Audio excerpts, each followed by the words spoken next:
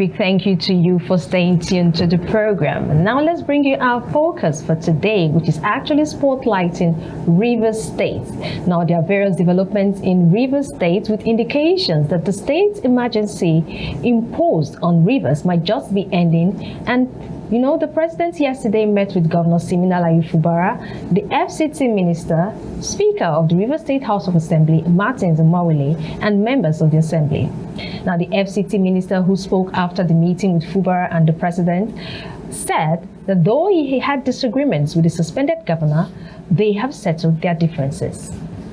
Meanwhile, on Wednesday, senators were divided over the appointment of a non-indigent Michael Ode, a native of Cross River State, as chairperson of the River State Independent Electoral Commission, RSEC. The appointment has raised several constitutional and emotional questions, such as, is it legally sound for someone who isn't from the state to oversee such a sensitive and politically strategic position? Or could the move be connected to the current state of emergency in the state? Perhaps the federal strategy is to stabilize governance. And also, there's the issue of public outcry in protest. Is this a reflection of limited civic understanding of our laws and the limits to state autonomy? On the other hand, what does the president's meeting with river stakeholders spell out for the states?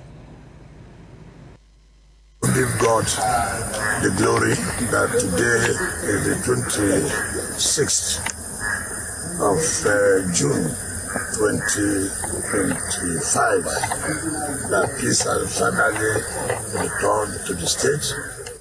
All agreed to work together with the governor, and the governor also agreed to work together with all of us who are members of the same political family. Yes, just like humans, you have a disagreement, and then you also have a time to also settle your disagreement, and that has been finally concluded today, and we have come to report to Mr. President that is what we have agreed. So for me, everything is over, and enjoy everybody who believe to work with us, to also work together with everybody. That there's no more acrimony, there's nothing to say we are disagreeing. We have all agreed on everything. So we thank God. For me, it's a day we have to thank Almighty God. For me, it's very important that this day has come to be. What we need for the progress of River State is peace. And by the special grace of God this night, with the help of Mr. President and the agreement of the leaders of the state, our leader, peace has returned in River State. We'll do everything within our power to make sure that we sustain it this time around. The Constitution, and I don't know, maybe the River State law envisage that the nominee should be an indigent of the state, not somebody from outside the state. We will need to look at it to be sure that it's not something that will be repugnant to public conscience. It has to be something that we're able to defend. So we'll take a second look at that. But as to eligibility criteria, the legal advisor of APC, Obot Akar chapter, and is the chairmanship aspirant in the just concluded local government area elections, Temple Okbong, who will be giving us a proper understanding of these issues. Thank you for joining us, Barrister Temple. Thank you. Thank you for being here. It's good to have you here. Same here. With what played out yesterday, the meeting between Mr. President and the FCT minister, including Governor Fubara, would you say that there is light at the end of the tunnel, sincerely? Yeah, definitely. When you look at their faces when they came out, Okay. it spells out something good is about to come up from the meeting. But we are praying that these other agreements, although the agreement was not stated out in details, will be sustained. You know, we just listened to the governor when he said that all what matters for him and the people of Rivers State is peace. So we believe the meeting yesterday between Mr. President and the duo of Steve Fubara and FCT Minister will bring something good, not only for the parties involved, but also for the people of Rivers State. Okay, would you say that they would have spelled out their agreement, considering what happened the other time, that people that were asking what was the agreement, because they say agreement is agreement. Yes, agreement is an agreement, as the FCC minister will always say. Yeah, we always say. If the agreement was spelled out, it was just last night, If the agreement was spelled out, it would have been better. Okay. Because what gave rise to the controversy that we had last time was this party will come out to say this was the agreement, this one will come out to say this was the agreement. And Nigerians and the people of Rivers State in particular were not able to know what was the real agreement.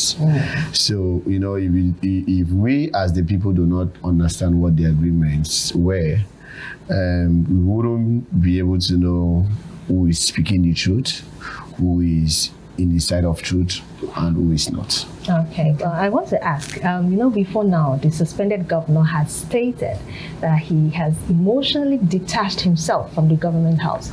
Do you see this peace move as him stepping down? There are speculations. Do you share same sentiments? No, I wouldn't. I don't think someone in the status of a governor will go and attend a meeting that will lead to him stepping down. And the governor owes the mandate of the people. Being a governor of a state, you owes the mandate of the people, and it is not just your private thing. So even if that was discussed, he will need to go and meet the stakeholders, the people whose mandates that he holds. Okay. So I won't share in that sentiment that the meeting was. And when you listen to what Mr. President has been saying the other day, particularly on the 26th of this month, June, the Senate President said that they are committed towards the resolution. Yes, in Rivers State. They want a lasting peace to return to Rivers State. Bringing up him stepping down will spark up another round of controversies. Okay, so you're trying to say this meeting is going to be different from the previous ones where they could not reach an agreement, but now they have come out to say differences has been set aside. So we do not expect some little things to still be locking underneath, right? I wouldn't expect. I only wish and hope that all parties will keep to the agreement. And not just keeping to the agreement. Whatever the agreement should be in the best interest of the people of Rivers State. Okay, Barrister, there's been a lot happening in the southern part of the country, defection here and there. Do you foresee a movement or defection to the ruling party in the country with this agreement? It is possible, when you listen to political actors saying that the South will likely want to go one way. Okay. And the governor, looking at his demeanor, even when he came up from the meeting, he looks like someone that is tired. Tired of all the fights that has been going on. Not that it's actually really okay. Yes, not about health issue, but tired of all the rancorous situations surrounding his impeachment and all that. And a man that is in such situation may agree to some terms that if he was in a stronger mood, he wouldn't agree. So there is a possibility. And we have been hearing of the Senate President saying that very soon at this house, other people will still join the ruling party. So there is possibility. But so far so good. Yes. So far so good. Fubara has been someone who has been tagged that he has the interest of the people at heart. So whatever resolution is being made from that meeting, I think his own side will also be in the benefit of the people. Definitely. So whatever it is, as long as he agrees to it, saying that it's in the benefit of the people, we support him, right? Definitely. Even if he decides to step down. I don't think you see Rivers. Yes, you see Rivers people. Rivers people love the person of Fubara. He has been selfless the few months that he was allowed to take charge.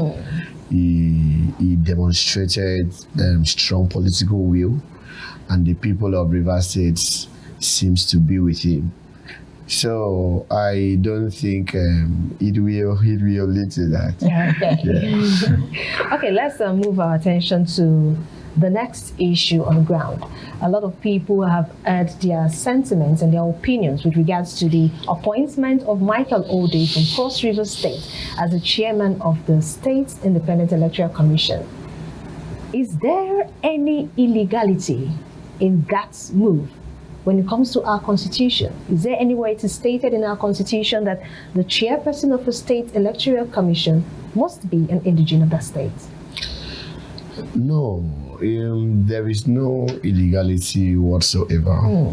You know, Nigeria, just like other countries of the world, is governed by laws. True. And the primary legislation that governs both appointments and qualification of a person to be a resident electoral commissioner is the Constitution. Okay. You know, if you look at Section 154. Of the third schedule of 1999 Constitution, it provides for appointments of electoral commissioner. And when you go to paragraph 14 of same third schedule, it provides for qualifications. Okay. And if you look at the paragraph 14, you will see that it only spells out three things: that the person must be someone that doesn't have questionable character. It must be a person of unquestionable character. The person must be a Nigerian. You know, the person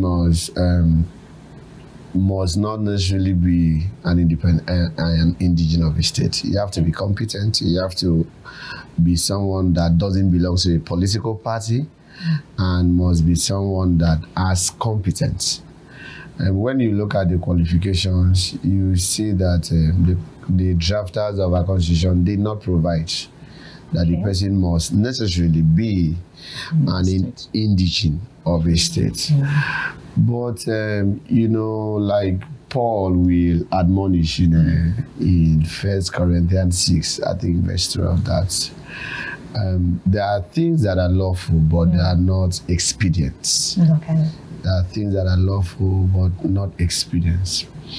And most of the rancorous situations that we do see in our country is as a result of people being unable to separate what is lawful and what is expedient. Okay. You know, there are things that if you do, it is allowed within the framework of our laws. But looking at doing those things, won't it spell out more problems? Okay, just like as a lawyer, we know that the Supreme Court, even other courts, base their judgment based on the laws of the land.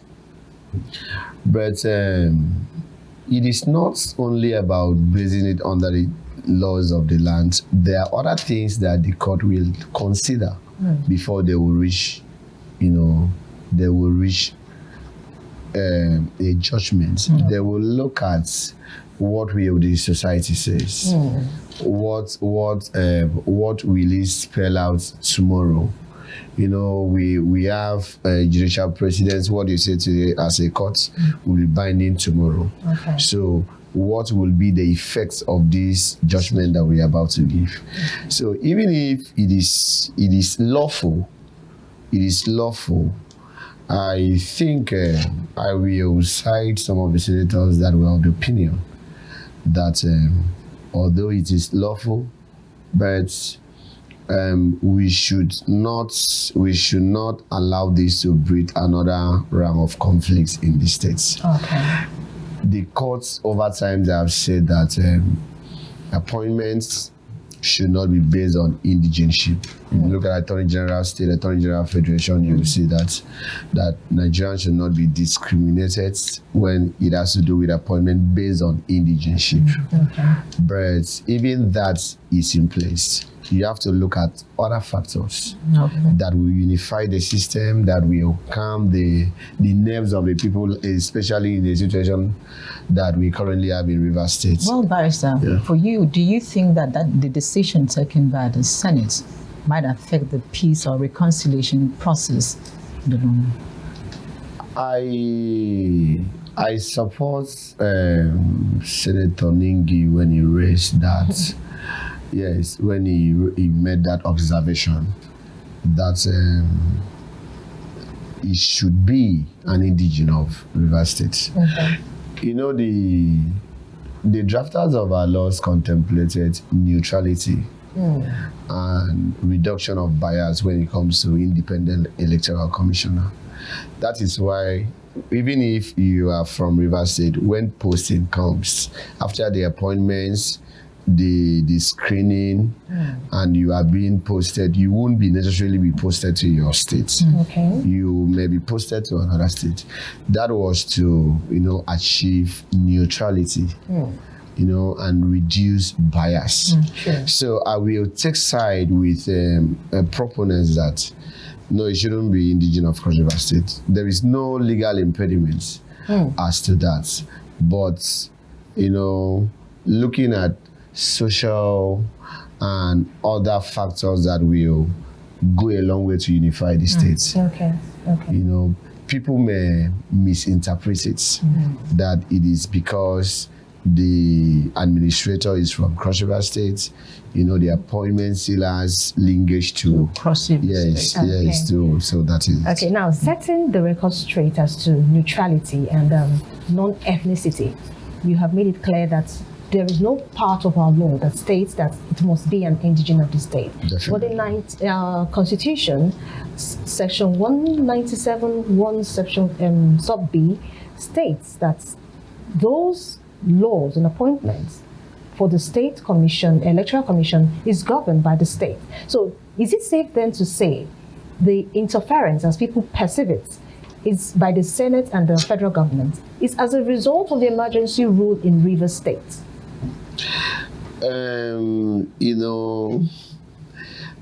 When there is an emergency declared, like being declared in Rivers State, relying on Section 305 of the Constitution, the president may take temporary control of governance in that state. The effects of the state of emergency declaration gives the president powers. Currently, the governor of Rivers State is being suspended. The State House of Assembly members, the legislature of the states, being the bastion of democracy, is being suspended. Now, our constitution has made provision that in such situation, that the National Assembly will make laws, to regulate such a state that is under emergency. So there is no illegality whatsoever. The National Assembly currently oversighting or performing the function of the State House of Assembly in Rivers State are doing so according to law. So the action of Mr. President and the confirmation by the Senate is in line with the law. It's not out of, what our laws has provided for. Barrister, bringing the issue of neutrality into play here, you said that it's not compulsory that an indigene needs to be the person in charge of the electoral body. But however, you said, to set a template in law, if we go about this one, don't you think that in the future, some other person might rise in another state and say, after all, it happened, in Rivers State, and this is the decision that was taken? Don't you think that in future it might affect the ruling of the courts? You cannot just, when a state is not under an emergency, such state is being controlled by the executive of the state and the House of Assembly of that state. I do not see it a possibility that a state governor will go out of his state to go and appoint someone in another state.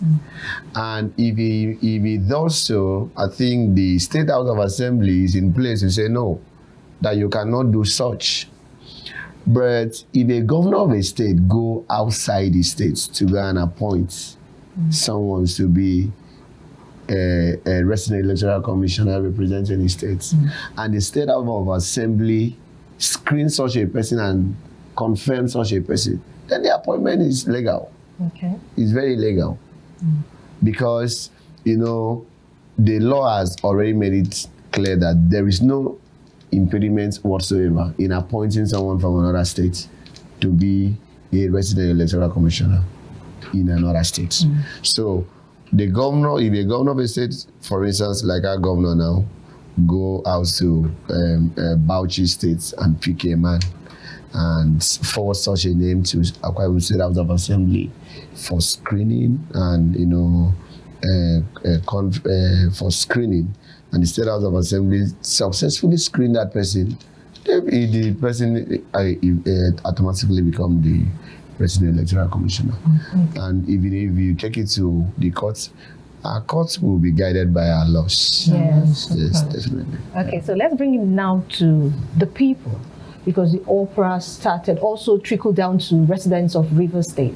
Now, would you say their reaction, besides the suspicion of political motives, would you say their reaction is as a result of a lack of understanding of the emergency rule in the state and the ignorance of our constitution, what it actually states in issues like this? I wouldn't say, you know, Rivers State has one of the highest level of literacy in our country. I wouldn't say it is out of ignorance of the law. I will rather say it is they are being emotional. Okay.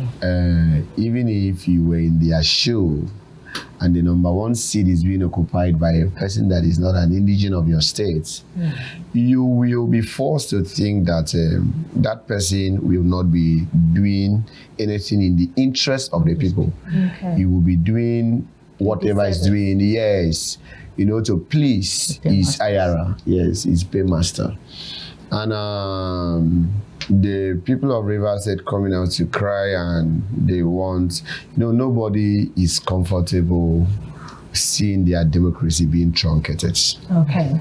So they are just shouting as a people that constitutional democracy should be returned to their states. Their governor should be returned. The person that is leading them as a governor should be an indigene of the state. Because as an indigene of the state, it is your state. You do everything to protect it. Okay. Also, recently you notice people coming out to say, how did the governor get to know the needs of Rivers people before he brought the budget that was just passed? Okay. Which commissioner sat with him? Which State House of Assembly brought the need of his people? How did you get to know what are the needs of Rivers people before you now reach the budget that you presented to the National Assembly? All that goes into, if that was their government doing it, they wouldn't be having any problems with it. That is why all of us are still pleading with Mr. President that constitutional democracy should be returned to Rivers State. Let the progress that they were enjoying, you know, continue. As it stands now, it seems everything is on a standstill for them. And investors wouldn't want to invest in an hostile environment because you won't know what will happen. Okay. So they are entitled to enjoy what every other state in the federation is enjoying. All right, Barrister Time, thank you very much for your time. We do hope that with the meeting of yesterday, we don't need to come again and be, you know, analyzing Rivers State, that peace will actually return to Rivers State. Thank you for your time. It is a pleasure. We appreciate it, sir. Thank you so much. Thank you. Thank you. And we go on a